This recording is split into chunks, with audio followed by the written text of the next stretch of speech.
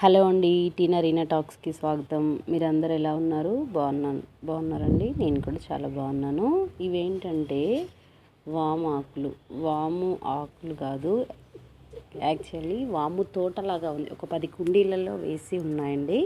చూడడానికి ఆకులు చాలా బాగున్నాయి. వాసన కూడా, స్మెల్ కూడా చాలా బాగా వస్తుంది. వాము లాంటి వాసన వస్తుందన్నమాట. చాలా మందంగా ఉన్నాయి ఆకులు.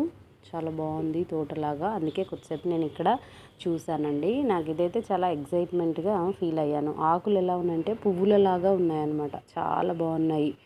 నేనైతే చాలా 2-3 సార్లు అలా వాసన చూశాను. చాలా బాగా నచ్చిందండి.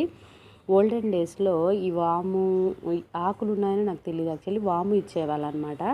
వాముతోని వాము రసం తిని రసం మింగితే పాలు బాగా పడతాయని, ఇంకా శరీరంలో ఏమన్నా అనారోగ్యంగా ఏమన్నా ఉంటే పోతుంది అని దానికోసం వాము ఇచ్చేవాళ్ళు అనమాట. ఇప్పుడు వాళ్ళకైతే వాము గురించి తెలియదు. ఈ వాము ఆకు ఒకటి వేసుకుంటే నోట్లో ఉన్న దుర్వాసన పోతుంది.